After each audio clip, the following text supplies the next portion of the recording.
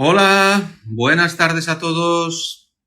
Muy bien, pues lo prometido es deuda. El directo de hoy es un tema que, particularmente he dado muchas conferencias al respecto en los últimos 10 años sobre el trastorno de ansiedad generalizado. Intentar hacerlo en media hora para un público tan diverso, no solo profesionales, sino particulares, y además con esa pretensión doble de que sea un abordaje integral, pues es doblemente complicado, creo que me entenderéis. Vamos a empezar, en lugar de comenzar directamente con algunos conceptos de base que los voy a tocar, voy a mencionaros que tengo algunos gráficos puestos delante. Algunos de los gráficos que veamos más representativos intentaremos colgarlos también, ¿de acuerdo? Por ejemplo, cuando tengo un paciente delante, una de las cosas que hacemos aquí en consulta, no solamente lo hago yo, también lo hace el doctor Proaño, de mis colaboradores, es valorar cómo está serotonina cerebral, cómo está dopamina, noradrenalina y ácido gamma-aminobutírico, ¿vale? Esos neurotransmisores. Bueno, ya sabéis que algunos de ellos les podemos llamar también hormonas, hormonas neurotransmisores. Luego, otra de las cosas que hacemos es valorar la coherencia de la variabilidad de la frecuencia cardíaca con relación al sistema nervioso central, ¿de acuerdo? Y sistema nervioso vegetativo, si lo queréis llamar así, o autónomo, sistema nervioso simpático y parasimpático, teniendo en cuenta que, como todos seguramente sabéis, el parasimpático está vinculado a la relajación especialmente, ¿no? Luego hablamos un poco más de esto.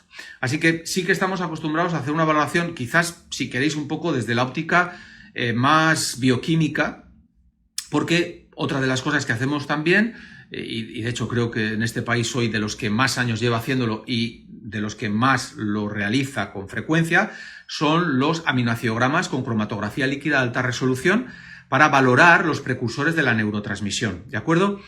Bueno, no quiero sonar demasiado técnico, pero es que hay cosas que no se pueden decir de otra manera. Así que con esta prueba, que lo pedimos a un laboratorio especializado, lo que valoramos es cómo están algunos de esos precursores. Y en particular hay algunos que son especialmente interesantes, como puede ser el ácido gamma-aminobutírico, que vamos a hablar mucho de esto ahora, o el alfa-aminobutírico, que muchos profesionales desconocen, por cierto, si me estáis escuchando profesionales, y no olvidéis que el alfa-aminobutírico es el antagonista del gamma-aminobutírico, y recordar que el GABA, el ácido gamma-aminobutírico, tiene una trascendencia crucial en el trastorno de ansiedad generalizado, desde el punto de vista bioquímico, porque algunos que me estáis escuchando estaréis pensando, ¿pero qué pasa? ¿Que solamente va a hablar de la bioquímica? No, voy a hablar también de otras estrategias, ¿de acuerdo? Pero hay que empezar por ahí. Bien, así que miramos el alfa como antagonista y puede ser que haya pacientes que tienen el gamma-aminobutírico, lo tengan bajo, lo que indicaría mayor predisposición a la ansiedad. Puede ser que lo tengan bien, pero el alfa-aminobutírico, que es un estimulante a nivel cerebral, lo tengan alto, ¿vale? Por eso es que, la química hay que valorarla también. Pero no todo es química, ¿de acuerdo? Efectivamente, no todo es química. Es más, ¿qué es primero? Vamos a empezar por ahí. ¿Qué es primero? El problema psicoemocional, el proceso traumático no resuelto, la forma de pensar, de sentir, la forma de enfrentarse a las circunstancias del entorno, la actitud frente a los estresores. ¿Qué impacta más? Todo esto, que está muy relacionado y está muy condicionado por factores como pueden ser pues hasta la crianza, las creencias esclavizantes, que luego vamos a hablar de esto, etcétera, etcétera, un largo etcétera de contexto psicoemocional, de pensamiento, etcétera. Todo eso primero, o la química. Y ahí hablaríamos de, ¿hay algún factor genético que pueda influir en el trastorno de ansiedad generalizado? Luego lo voy a comentar, ¿vale? Entonces, la idea es cómo podemos fusionar todo esto y ver a la persona en su unidad, como un ser. Y esa es la cuestión, ¿no? Con mente, cuerpo y espíritu. Esa es la cuestión. Esa es la cuestión. Por eso es que es tan difícil tratar este problema si no tenemos una visión realmente integral. Podemos tener un médico, un profesional que conozca muy bien la bioquímica cerebral, apasionante, extraordinario, pero ¿y si no le da importancia a los factores psicoemocionales, a las creencias esclavizantes, si no dedica suficiente tiempo a hablar con el paciente para entender todos esos factores que han ido generando una bola de hierro en su vida que la está arrastrando? Si no se tiene en cuenta todo eso y solamente te centras en la química, ¿qué? Y lo contrario. ¿Y si es un magnífico psicoterapeuta o psicólogo clínico? Es alguien que domina muy bien todo el factor psicoemocional, el pensamiento, incluso tiene muy buenas herramientas para ayudar al paciente desde un punto de vista conductual, aunque no es el tipo de psicología que a mí me entusiasme, pero bueno, pero no tiene en cuenta que hay factores fisiológicos, y no digo ya solamente químicos cerebrales, sino fisiológicos, incluso del metabolismo y por supuesto del intestino, que pueden estar teniendo un impacto sobre su cuadro de ansiedad. Es decir, os dais cuenta, no es fácil, es complejo. Realmente tener en cuenta a la persona en su totalidad requiere, en la medida posible, tener conocimientos muy variados de salud en el sentido pleno de la palabra.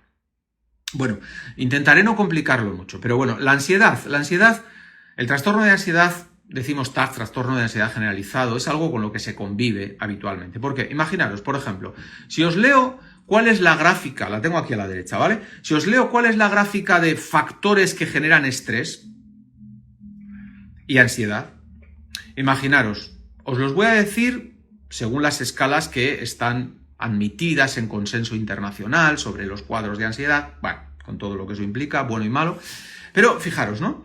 En orden de mayor intensidad: muerte de la pareja, divorcio, separación de la pareja, encarcelamiento, muerte de un familiar, lesión corporal o enfermedad, matrimonio, que también es fuente de estrés, ¿no? Pérdida de trabajo, reconciliación entre pareja, jubilarse, cambio del estado de salud de un familiar, embarazo, dificultades sexuales, llegada de alguien en la familia, bueno, y depende de quién sea más, ¿no?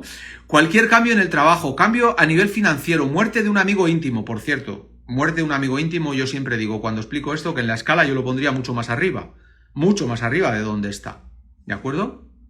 Bien. Cambio de función profesional, mala relación con el cónyuge, juicio por crédito o hipoteca, cambio de responsabilidad en el trabajo, hijo o hija que dejan el hogar, problemas legales, logro personal notable. Es decir, que hay cosas que generan ansiedad malas y hay incluso cosas buenas que generan ansiedad. Ya os habéis dado cuenta, ¿no? Si uno se casa, ansiedad. Si uno se divorcia, ansiedad. Si se separa, ansiedad. Y si se reconcilia, ansiedad. ¿Vale? Así que en toda relación interpersonal donde hay afecto o deja de haberlo, se genera ansiedad. Pero mucho más. Hay muchas más razones, ¿no? Tenemos que diferenciar el estrés fisiológico necesario del estrés patológico, ¿vale? Hay una necesidad fisiológica de estrés necesaria, ¿no?, para enfrentarnos a las dificultades. No me voy a meter en esto mucho, pero hay unos mecanismos endocrinos, neurológicos e incluso metabólicos que se van a desencadenar cuando estamos ante una situación estresante. Y es necesario. Necesitamos que nuestras glándulas suprarrenales segreguen más cortisol, más adrenalina, para tener más azúcar, más oxígeno y poder enfrentarnos a esa situación amenazante, ¿vale? Eso es un estrés fisiológico, circunstancial, y nuestro organismo tiene que reaccionar generando una respuesta endocrina y neurológica. Bien. Esto está muy relacionado con el sistema límbico. Ese cerebro primigenio. ¿Qué es lo que ocurre? Pues que vivimos en sociedades donde estamos constantemente trabajando con el sistema límbico, con el cerebro límbico. Nos falta sosiego, pero es por el tipo de vida que hemos decidido tener. ¿De acuerdo? Luego está el problema de la ansiedad muy vinculado a la imaginación fértil y al no vivir el ahora, no vivir el presente. Y algunos de nosotros tenemos por naturaleza una mayor tendencia a esa imaginación fértil. Y nos estamos siempre adelantando a los acontecimientos. Y estamos siempre pensando en lo que va a poder ocurrir. Y esta es una fuente directa de ansiedad y de estrés. ¿De acuerdo? Todas las técnicas que funcionan para mejorar los cuadros de ansiedad generalizado, todas las técnicas que funcionan tienen en común que ayudan a la persona a tomar conciencia del ahora, conciencia del presente, a no dejar que la mente divague entre el pasado y el futuro. El pasado está y no tiene que influir ya en tu vida. En todo caso puede influir para aprender lecciones prácticas, ¿vale? En tono positivo. Pero no para estar siempre con reproches del pasado, de lo que podía haber sido y no fue. Ni tampoco viajar al futuro para angustiarnos por cosas que generalmente ni siquiera van a ocurrir. ¿Os acordáis de la película esta de dibujos animados que nos gustaba? Yo me las comí todas porque mis hijos eran pequeños. La Edad de Hielo, ¿vale? ¿Os acordáis? ¿Os acordáis de los protagonistas? Y había uno de los protagonistas que era una ardilla que estaba todo el día abrazada a la bellota, todo el día abrazada a la bellota, y la pobre cuánto sufría detrás de la bellota se le caía, se iba para un sitio, entraba en una ranura, él se metía, el hielo le aplastaba, mil cosas. Y había razones reales por las cuales esa ardilla lo pasaba mal, pero luego estaban también todas las razones no reales por su imaginación, pensando en lo que le iba a ocurrir con su bellota. Y se pasa toda la película cardíaca perdida, ansiosa perdida, ¿vale? Eso es lo que le ocurre a mucha gente, que está siempre suponiendo, imaginando y creando estresores. La vida tiene sus estresores y no hay que evadirlos, hay que afrontarlos de cara, ¿de acuerdo? Luego vamos a hablar de que el estrés tiene ventajas también, hasta una medida.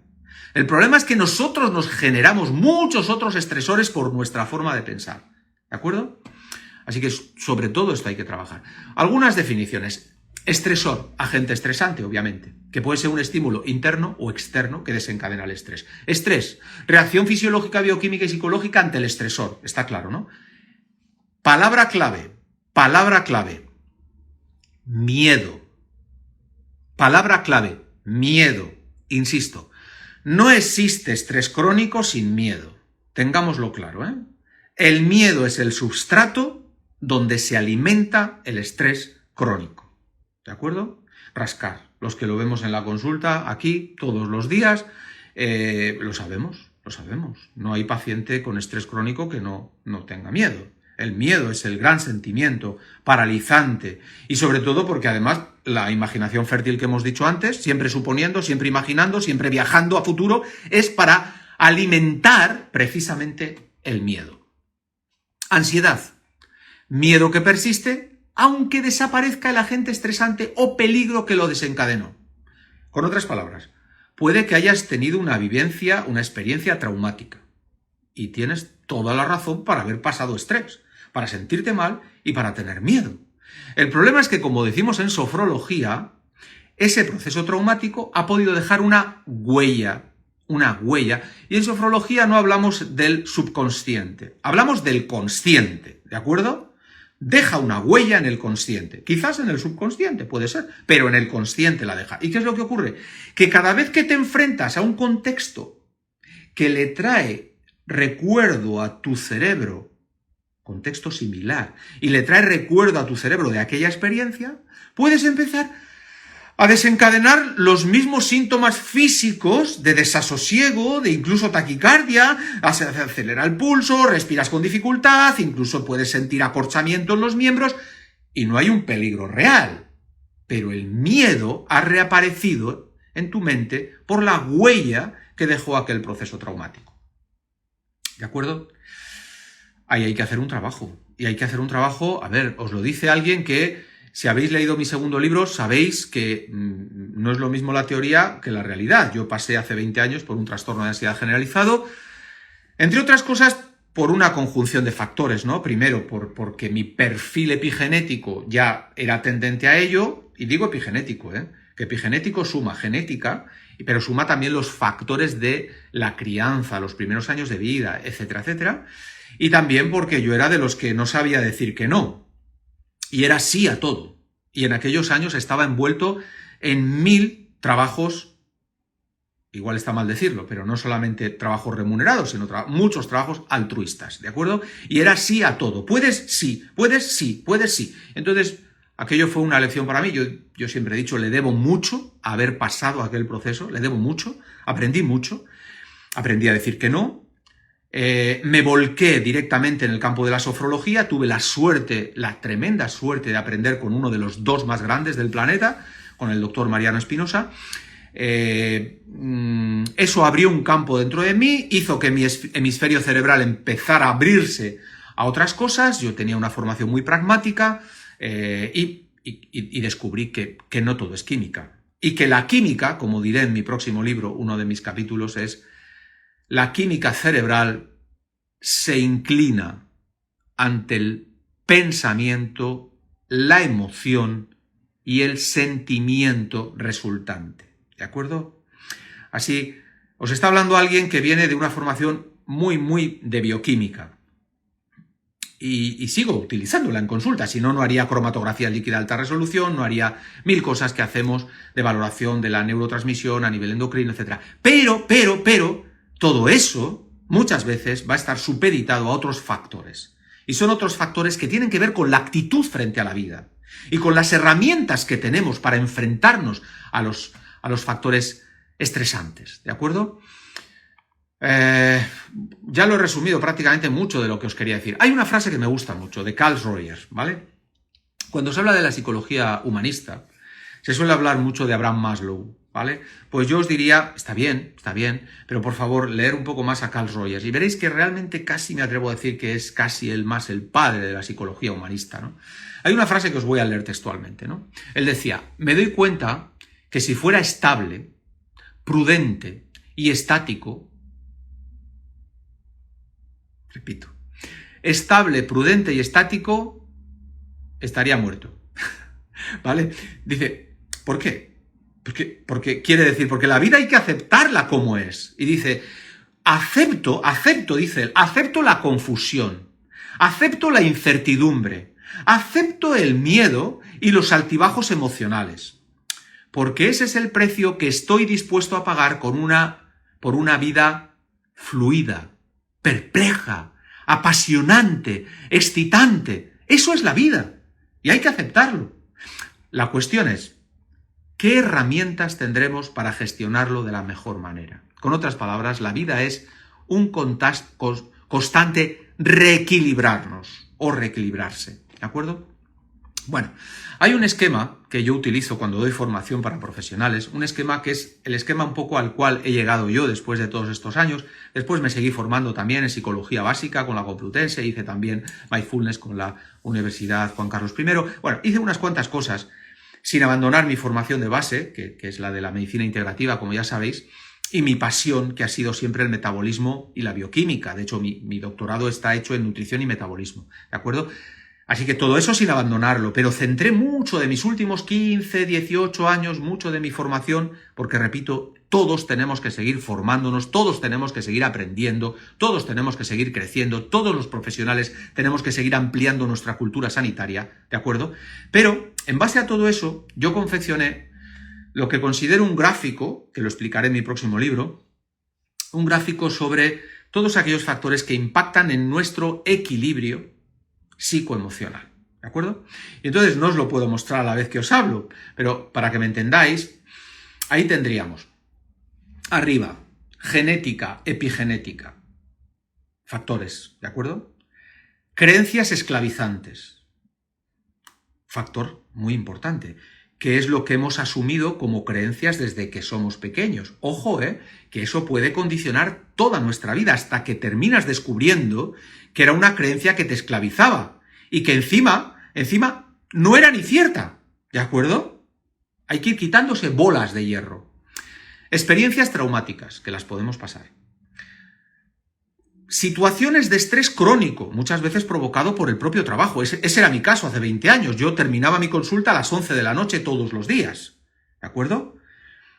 Eso no es sostenible, ¿vale? Pero cuando tienes 30 y pico años piensas que lo puedes sostener, ¿de acuerdo? Hay que saber cortar con todos esos factores también. Más fisiología y bioquímica alterada, por supuesto. Perfil constitucional, por supuesto. Bien. Sentimientos, pero, ahí suelo dejar, cuando lo explico, dejo un espacio en vacío en el centro, ¿vale? En el centro dejo un espacio vacío, un poco a modo de incógnita para los profesionales que se están formando. Y les digo, todo esto impacta en un sitio, en algo en particular impacta todos estos factores que os acabo de mostrar. Y eso, a su vez, va a impactar en nuestros sentimientos, ¿vale? Por supuesto, los sentimientos siempre influenciados por las emociones. Las emociones no son controlables. Emociones hay de todo tipo, buenas y malas, ¿vale? Por cierto, esta semana, no lo puedo olvidar, he leído un estudio muy interesante de una universidad norteamericana que había hecho un estudio sobre cuál era la emoción más intensa. Y me sorprendió el resultado, la verdad. Pero era un buen estudio, era un estudio muy bien hecho, ¿no? Porque fácilmente cualquiera de nosotros diría, la emoción más intensa es el amor, amar.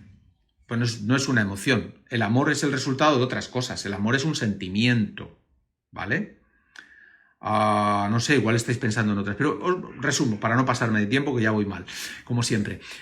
Curiosamente, era una emoción negativa la que se vivía con mayor intensidad. Y era, es interesante, ¿no? La humillación. La humillación. Tiene sentido, ¿eh? Si lo pensáis bien. Entonces, vuelvo a la idea. Todos esos factores, genética, epigenética, creencias esclavizantes, estrés crónico, fisiología bioquímica alterada, experiencias traumáticas, todo eso impacta sobre palabra mágica, quedémonos con esta palabra mágica. Impacta sobre el pensamiento. Pensamiento. Efectivamente. El pensamiento tiene un poder extraordinario. Extraordinario. Tal como pensamos, así vivimos. Y creamos nuestra realidad. Y muchas veces la realidad es mala porque pensamos mal, porque creamos mal nuestra realidad. ¿De acuerdo? Así que todo empieza por ahí, por nuestro pensamiento. ¿Y qué realidad vamos a crear? Y os aseguro que creamos nuestra realidad. Y a veces de una manera casi me atrevería a decir casi milagrosa. El poder del pensamiento para destruir o para construir es brutal. No hay medicina más eficaz que la manera de pensar. Un paciente puede curarse de la enfermedad más terrible no solo pero en buena medida por su manera de pensar. Pero lo contrario está muy claro. Alguien puede morirse literalmente por su manera de pensar. El pensamiento es extraordinariamente lo que más impacto tiene sobre la salud, probablemente. Claro, ese pensamiento se va a unir a una emoción. La emoción puede llegar. La emoción la podemos percibir desde diferentes enfoques. Y los enfoques con que percibimos la emoción, aunque no es controlable para nosotros, porque una emoción no la controlas, simplemente la vives, pero va a tener un impacto o no, de una manera o de otra, en función también del pensamiento, de las creencias previas. Y ahora, una vez que llega la emoción, la vamos a gestionar en función también de cómo es nuestra actitud y nuestro pensamiento. Todo eso influye a la hora de abordar un trastorno de ansiedad generalizado. Yo tuve que aprenderlo con la sofrología. Tuve que aprenderlo individualmente. La sofrología me ayudó ¿a qué? A conseguir, de ahí viene la palabra sofrología, a conseguir el sosiego mental. El sosiego mental. Las personas que somos, no sé si decir por naturaleza, un poco acelerados y de imaginación fértil, tenemos que ver esas características como una virtud en ciertos aspectos. Cuando las sabemos canalizar, podemos llegar a muchas cosas, podemos evitar ciertos problemas porque ya los estamos viendo venir. Pero como estemos pensando demasiado en los problemas que pueden venir, ya la estamos liando. Ya estamos generando un miedo innecesario, una ansiedad innecesaria, un estrés innecesario. ¿De acuerdo? Así que a los perfiles de esta tipología clásica, que son los que más fácilmente se ven afectados por el trastorno de ansiedad generalizado, necesitan aprender alguna técnica que les ayude a vivir el ahora, el momento presente. ¿De acuerdo? Puede ser sofrología, la simple sofronización simple de 15 minutos. Yo la hice durante meses, sistemáticamente todas las tardes, noches, cuando estaba así. ¿De acuerdo? Claro, me tomaba también mi tratamiento basado en la química natural, ¿de acuerdo? Como ya sabéis, la nutrición celular activa, que es lo que utilizo y lo que hago. Pero también entré en otra dinámica, porque había que hacer más cosas, la sofrología. 15 minutos de sofronización simple. Puede ser mindfulness también. Puede ser yoga meditativo, por supuesto. Puede ser hasta algo tan sencillo como una respiración diafragmática consciente. De hecho, todas esas técnicas que te ayudan a coger conciencia de la hora y que estimulan la acetilcolina y que estimulan el ácido gamma-aminobutírico a través del nervio vago, lo hacen, todas esas técnicas, muchas, tienen un cimiento oriental, todas lo hacen con un eje central, que es la toma de conciencia de la respiración, de una respiración diafragmática consciente. Insisto, solo con eso 5 minutos por la mañana, 5 minutos por la noche, el trastorno de ansiedad generalizado mejora. Hay que usar otras cosas, desde luego, como precursores del ácido gaminobutírico naturales, que los hay. Por supuesto. Por cierto, sin olvidar, no quiero olvidarme de esto, de la trascendencia del intestino. ¿Vale? En mi próximo libro cuento experiencias de muchos pacientes que de repente tenían eso que se les denominó como depresión endógena, ¿vale? Porque no había razones, y las razones eran fisiológicas y metabólicas. Fue recuperar el equilibrio del ecosistema intestinal y su depresión endógena desapareció. Y si no, leer al gran doctor Jan Señalé, que él terminó en el campo nuestro, en el campo integrativo, después de 40 años de ser un investigador de primer nivel mundial, terminó en nuestro campo porque nadie le solucionaba su depresión endógena, hasta que escuchó a uno de estos raros, de los nuestros, y descubrió que efectivamente hay otra manera de entenderlo, y que la alimentación, el intestino, juegan un papel crucial, ¿vale? En la ansiedad también, por supuesto, pero no me quiero liar más. 3 sentimientos fundamentales a la hora de afrontar o de mantener, según como lo queramos ver, de afrontar un desequilibrio psicoemocional. Pérdida, desesperanza y miedo. En la ansiedad, el miedo, siempre. En la depresión, la pérdida y la desesperanza. Pérdida, muchas cosas se pueden perder, se puede perder la autoestima, se puede perder al cónyuge, se puede perder el trabajo, se puede perder 1000 cosas y entrar en depresión. O desesperanza. No hay nada que genere más depresión que pensar que no saldrás nunca porque tú eres depresivo. Un gran error de muchos médicos y muchos profesionales de la salud. Hacerle ver al paciente que él es y no que él tiene. Son dos cosas distintas, ser y tener. Y con la palabra y con la boca muchas veces lo que hacemos es hundir a nuestros pacientes, ¿de acuerdo? Hay que ayudarle a comprender que está en una situación y que de esa situación se sale y que él no es un paciente depresivo, sino está pasando por esa situación. Trastorno de ansiedad generalizado, lo mismo, ¿de acuerdo? Pero ahí una clave fundamental está en identificar los miedos. Pasarlos a los lóbulos frontales, de los temporales, del recuerdo emocional del pasado, de los lóbulos temporales, pasarlo al córtex frontal, racionalizarlo, comprenderlo, entenderlo, saber que ya es del pasado, que eso no tiene que ocurrir más, ¿de acuerdo? Entonces es un trabajo que hay que ir haciendo. Y luego hay una serie de comportamientos que yo también los he ido estructurando y ahora no hay tiempo, pero yo hablo de perfiles psicocomportamentales. Esos perfiles psicocomportamentales los he definido con el nombre de cítricos, por eso hablo de naranja, de limón, de pomelo, de mandarina y de lima, ¿vale? Y si hoy otro día hay más tiempo, os hablaré de esos perfiles psicocomportamentales. Y diréis, hey, pero entonces lo estás ya definiendo, lo estás estructurando, estás queriendo decir que cada uno es así. No. Y quiero explicaroslo de una manera, con el ejemplo que utilizaba el grandísimo Wayne Dyer, ¿no? Wayne Dyer, en una de sus últimas conferencias, por cierto, salió al palco a hablar con los que le estaban escuchando y sacó del maletín una naranja. Y en primera fila había un joven adolescente, escuchando con los ojos como platos, era el gran Wayne Dyer, ¿no? ¿Qué pensamiento tan profundo iría a decir en los próximos segundos, ¿no? Y ahora Wayne Dyer saca del maletín la naranja, le muestra la naranja al muchacho, corta la naranja por la mitad y le dice, si aprieto la naranja, ¿qué saldrá de la naranja? Vaya decepción para el joven, ¿no? Que estaba esperando un pensamiento profundo y le dicen, ¿qué pasa si aprieto la naranja? Y el joven, con cara un poco y tono un poco de decepción, le dijo, pues hombre, que saldrá zumo de naranja. Y le dice Wayne Dyer, ¿por qué? Hombre, porque es una naranja. Vale, pero ¿Tú cuándo sabes realmente que lo que hay dentro de la naranja y tú exprimes va a ser zumo de naranja? Cuando lo haces. Bien porque la aprietas o que pasas por el exprimidor. Bien, cuando yo escuché esta anécdota de Wayne Dyer, me hizo pensar efectivamente en el perfil comportamental de cada uno de nosotros, psicocomportamental, cuando nos pasan por el exprimidor. Todos pasamos por el exprimidor, todos los humanos, antes o después. Vamos a enfrentarnos a situaciones estresantes, que nos van a poner a prueba. ¿Y sabéis lo que va a salir cuando pasemos por el exprimidor? ¿Sabéis lo que va a salir?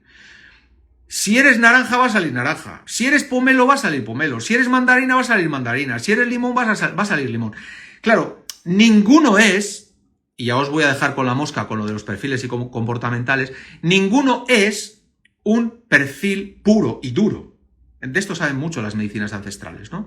Manifestamos más una característica. La cuestión es, ¿seremos dulces como la naranja cuando la vida nos apriete?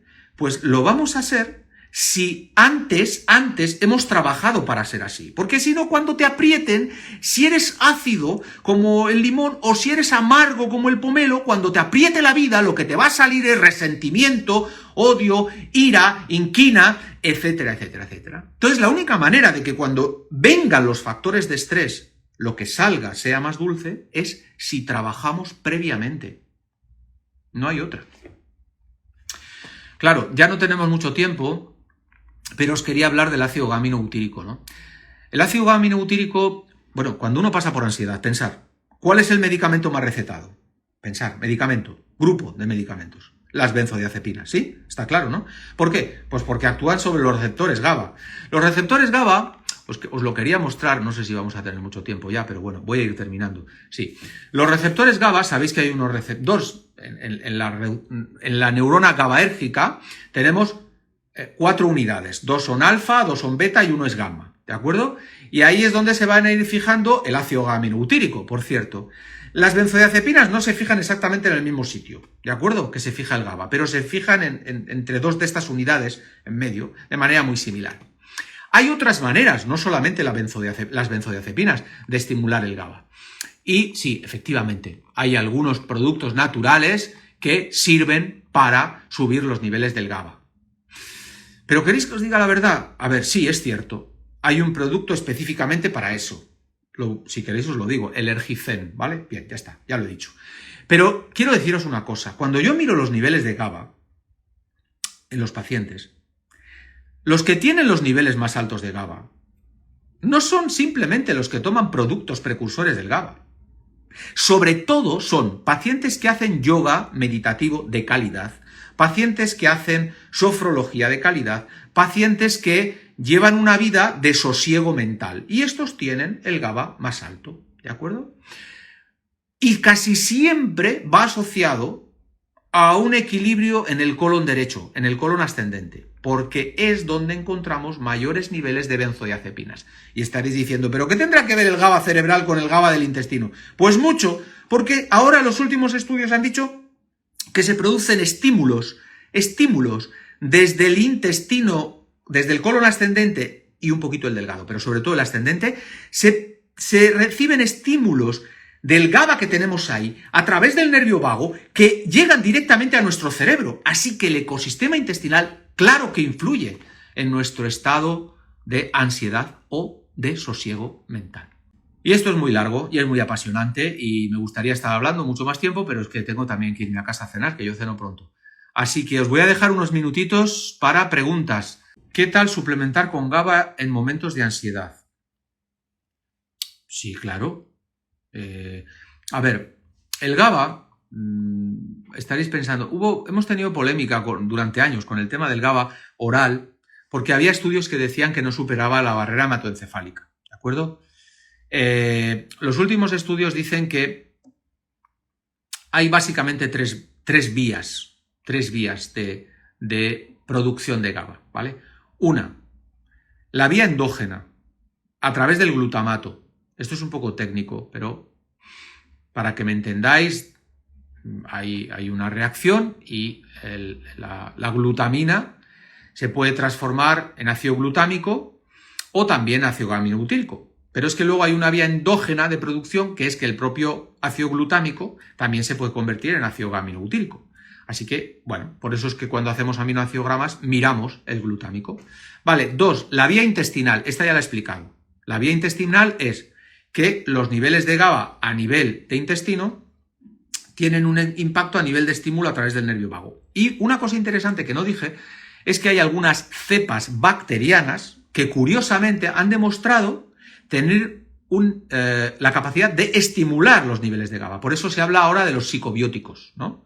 Por ejemplo, pues os diré que los que más han servido para estimular el GABA a nivel cerebral es el Lactobacillus plantarum, el Lactobacillus rhamnosus y Bifidobacterium infantis. Esa es la razón curiosa por la cual yo, cuando tengo que poner un probiótico a alguien con tendencia a la ansiedad o a la depresión, les pongo el Ergifilus comfort. ¿Por qué el comfort? Pues porque tiene el plantarum y el rhamnosus, y los dos tienen efecto psicobiótico, ¿de acuerdo? Entonces, el Ergifilus comfort es el que yo suelo utilizar por esta vía intestinal de modulación, que no hay que menospreciar. Y luego está la vía exógena del GABA, ¿no? Es decir, con otras palabras, hay que comer precursores de GABA. Algunos alimentos que tienen GABA, por ejemplo, de GABA, los guisantes, los hongos, el trigo sarraceno, la avena, el arroz, las castañas, en fin, unos cuantos alimentos que tienen precursores de GABA, ¿de acuerdo? Y ya lo dije antes, el suplemento que en la NCA utilizamos para subir el GABA es el Ergicen. Vale, Esmeralda, me alegro de saludarte. ¿El ashwagandha? Claro, sí. A ver, no tanto como un precursor del GABA, sino porque el ashwagandha probablemente es uno de los adaptógenos más eficaces que hay para enfrentarse al estrés, a los momentos de estrés. Es sin duda una de esos activos, el ashwagandha, que ha demostrado mayor utilidad, sobre todo para contrarrestar el agotamiento suprarrenal o agotamiento adrenal que genera el estrés crónico. La conexión intestino-cerebro, sí, efectivamente, sí. Con un poquito más de tiempo puedo explicarlo más a fondo. Es muy interesante las neuronas comandante que encontramos en el intestino, es extremadamente interesante cómo pueden tener tanto impacto en el equilibrio emocional, y la experiencia nos lo dice en consulta. Bueno, gracias a todos vosotros, muchos me estáis dando las gracias. Claro, por supuesto que voy a hacer otros temas relacionados, ¿Por qué hay personas que reaccionamos paradójicamente a casi toda la medicación? Es interesante esa pregunta. Se sale un poquito del tema, pero sí me gusta la pregunta, porque para esto eso es una clara demostración de la importancia de la individualidad bioquímica. Y eso implica que cuando alguien es así, con una reacción paradójica a casi todo lo que se toma, no solamente medicamentos, sino incluso también suplementos dietéticos, conviene hacer un estudio del, ya no digo genético, pero sí un estudio del citocromo P450, porque puede estar muy relacionado con las vías de metabolización de los fármacos y de los suplementos. Vamos a ver, ¿qué más? Más preguntas. No, gracias a vosotros, Bueno, pues ya veo que vamos a ir concluyendo, Hoy habéis estado un poco más tímidos. Muy buena asistencia, pero no estáis para muchas preguntas, por lo que veo, Esto es que sois de los que cenáis pronto, como yo. Bien, pues el directo se va a terminar aquí. Os doy muchas gracias a todos. Yo sé que esto da para mucho más,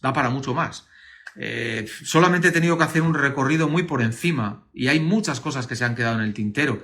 Se podía hablar mucho más imaginaros, de las técnicas para estimular el nervio vago, de la respiración diafragmática consciente, del mindfulness, de 1000 cosas. De alimentos, no he podido hablar más de la alimentación para la salud mental, de 1000 cosas, ¿no? Podíamos hablar. Pero bueno, lo dejamos para otro día. Así que nada, me despido de vosotros y chao. Gracias por vuestra atención y hasta la próxima, ¿de acuerdo? Hasta otra.